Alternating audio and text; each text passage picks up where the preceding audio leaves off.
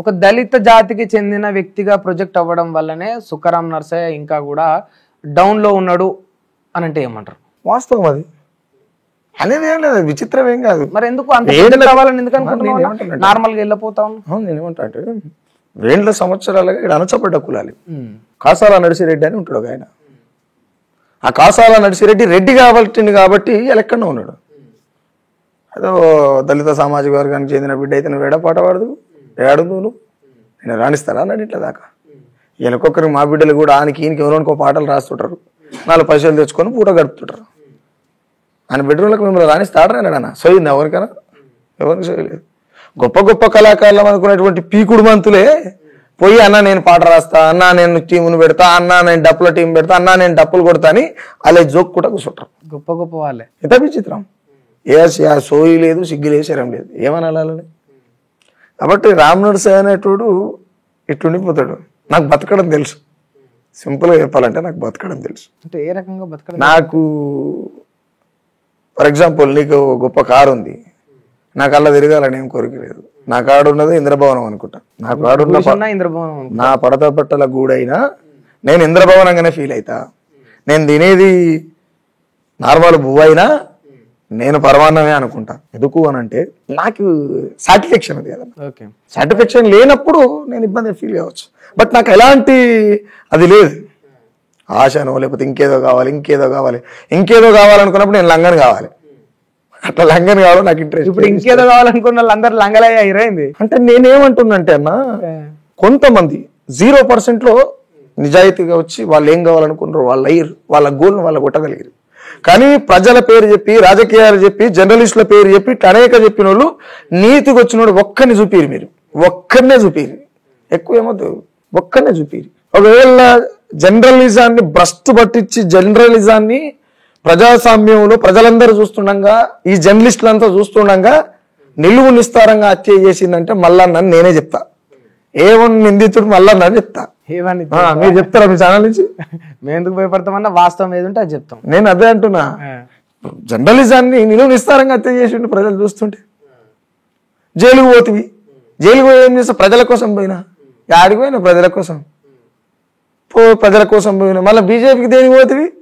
వాళ్ళు ఏదో రసీదు ఇస్తే రసీ కాదు, అస్యో బొస్సో అనుకుంటా దాన్ని మాట్లాడుకుంటా వచ్చినా నింది మాట్లాడుకుంటా ఈ అమరవీర స్థూపం కాడికి కలవకుండా చంద్రశేఖర్ ఫ్యామిలీ గుంజుకొస్తా కట్టుకొస్తా అంటివి.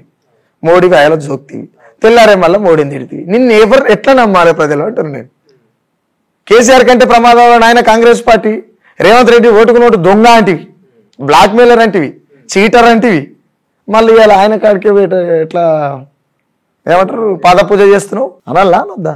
రాజగోపాల్ రెడ్డిని తిడితివి, మళ్ళీ అలా అలానే ఎంబటేసుకొని తిడితివి. ఇప్పుడు నువ్వు కూడా వీళ్ళందరినీ తిట్టినావు కదా అన్న. ఇప్పుడు మల్లన్న ఎట్లా మల్లన్న ఎంత మందిని గెలికిండు, అట్లా సుఖరాం నర్సయ్య అంతకంటే ఒక మనిషిని ఎక్కువనే గెలికిండు. మరి రేపు నీకు రాదంటే అటువంటి పరిస్థితి? ఏం పరిస్థితి? వాళ్ళని మెచ్చుకునే పరిస్థితి. రామ్ నర్సయ్య పని చేయడు, తీసుకురాదంట. అట్లా చేసిన రోజు మళ్ళీ మహానీయులే ఇట్లా కంకణం కట్టుకొని కూర్చున్న చివరికి ఆడికే వచ్చింది. నేనేమంటా, కంకణం కట్టుకుని ఆడికి వచ్చినాక వాడు మహనీయుడు ఎట్లయితాడు? మహనీయుడు అనే మాట తప్పు. మహనీయులు అనుకునేటోళ్ళు లంగలయ్యారు, మహనీయులు లాగానే చచ్చిపోయారు. నేనేమంటే రామ్ నర్సయ్య ఒకవేళ నిజమే మరణం అయితే నేను సాగుతోని సోపత్ చేస్తాను సిద్ధంగా ఉన్నా. అంతే. ఎందుకు అని అంటే ఇప్పటికి స్టిల్ ఇప్పుడు నాకున్న పేరుతోనే నా పిల్లలు ఆగే బతకగలుగుతారు. ఏ బళ్ళకి పోయినా, ఏ కాలేజీకి పోయినా నీలాంటి వాడో లేకపోతే ఇంకోడో చాలా మంది ఫ్రెండ్స్ ఉంటారు నాకు. అన్న నా పిల్లలకి ఇక్కడ సీటు కావాలంటే రాదు, రూపాయలు లేకుండా వస్తుంది కదా. నా పిల్లల భవిష్యత్తుని అడిగినా కదా. నాకు బంగ్లా కావాలని అడిగినా, నాకు బంగారం కావాలని అడిగినా, కారు అడిగినా, ఏమడిగినా నా పిల్లలు 4 అక్షరాలు నేర్చుకుంటారు. నా తప్పేమవుతుంది? అడక తినడం తప్పు లేదు, గుంజుకోవడం తప్పు ఉంది కదా. అవసరం అయితే చిప్పు పట్టుకుంటా, ఇబ్బంది ఏం లేదు నాకు. పాటను పట్టుకుంటే ఒక్కొక్కరిని కింద మీద చేస్తా, కింద మీద మీన్ బగారేస్తా. అంతేనా? వార్నింగ్ చెప్తున్నా. నేను ఇక్కడ సమాజంలో కళాకారులమని చెప్పుకొని కొంతమందిని, అందరిని అంటలేను, కొంతమంది ఎవరైతే కళాకారులమని చెప్పుకొని బేరాలు చేస్తారో వాళ్ళంతా వీధి కళాకారులు.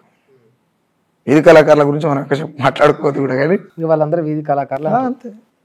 కొంత నిజం అంటే ప్రాక్టికల్గా మీరు చూడండి, ఈ కళా నేపథ్యం, కళావేదిక ఈ 10-15 ఏళ్ళల్లో ఎన్ని మలుపులు తిరిగిందో చూడండి. నేను గద్దారన్న చనిపోయిన ఆయన గురించి మాట్లాడద్దు, కానీ మాట్లాడాలి కాబట్టి చెప్తున్నా. ఆయన బతుకున్నప్పుడే క్వశ్చన్ చేసిన ఆయనని. ప్రశ్నించే తత్వాన్ని ఒకసారి పాట గద్దారన్నని ఎవ్వరు కూడా అడగలే. ఆయన అడిగే గుండెలు ఎవరికన్నా అడుగుతారా? అడగలేదు. కానీ ఇప్పుడు అడగలుగుతావా అన్న అదే పాట? అందుకు కూడా పాడన్నా చూస్తే. నేనేమంటే గద్దరన్నని నేను ఆ రోజుల్లో అడిగిన, ప్రశ్నించే తత్వాన్ని సంపుకొని పాటమ్మ ఊరేగుతున్నావు, దొంగ నేతల కాడ వంగి దండం పెట్టి ఎడక తింటున్నావు, మతిగతి దప్పేనా స్వరము శృతి దప్పేనా రాజకీయ వ్యభిచార రొంపిలో పడ్డవు, ఎందుకే పాటమ్మ ఏలనవుతున్నావు, రణము బాటకు నిప్పు రాజేసిన పాట వేలాది అమరుల త్యాగాల సంపదం, తనవి తీరాది నీ తల్లి రమ్మును గుద్ది పండుటాకై పాట రోకు దప్పిపాయే. అందరి మీద రాసిన గద్దారన్న ఒకనొక టైం సందర్భంలో కలిసే సందర్భం వచ్చింది. కలిసిన తర్వాత సమాజానికి నేను ప్రశ్న అయితే నువ్వు నాకు ప్రశ్న అయినా మేము రాని భుజం మీద చేసి ఏం కాదు నడవని బిడ్డ అన్నాడు. ఆయన ఏమనలే. నన్ను చాలా మంది పక్కలో గద్దారన్న అట్లా ఇట్లా చేస్తాడు గీస్తాడు సంపుతాడు, నేను లైట్ తీసుకుంటాను. గద్దరన్న కూడా దాన్ని పాజిటివ్ గానే తీసుకున్నాడు. నేను సమాజానికి ప్రశ్న అయినా నువ్వు నాకు, సమాజంతో పాటు నువ్వు నాకు కూడా ప్రశ్న అయినావు అన్నాడు. సరే అన్న, అంటే నేను ఈ సందర్భంగా ఈ వేదికగా నేను చెప్పాలనుకుంటా ఉన్నా, ఈ సమాజానికి ఈ వ్యవస్థకు పాట ఎంతో ముఖ్యమైనది, పాట ఎంతో ముఖ్య పాత్ర పోషిస్తుంది. ఎక్కడో ఉండి వినిపించి ఎన్ని వేల కిలోమీటర్ల దూరంలో ఉన్న వ్యక్తులనైనా కూడా ఒక చైతన్యం తీసుకొచ్చి వాళ్ళందరినీ కూడా ఒక యుద్ధానికి సైతం కదిలించే విధంగా పాట దోహదపడుతుంది. అటువంటి పాత్ర ఈ వ్యవస్థలో ఎంతో ముఖ్యమైన పాత్ర పోషిస్తుంది కనుక మీరు కూడా మేము చెప్తా ఉన్నాం, ప్రశ్నించే తత్వాన్ని కోల్పోకుండా ఇట్లనే ఎల్లప్పుడు ప్రశ్నిస్తూ ఉండాలని చెప్తా ఉన్నాం. ఒకవేళ అటువంటి పరిస్థితి వస్తే మిమ్మల్ని మేము ప్రశ్నిస్తామని కూడా చెప్తా ఉన్నా. ఇదే నేను సంతోషంగా చెప్తున్నా. ఓకే, థ్యాంక్ యూ అన్న, థ్యాంక్ యూ సో మచ్.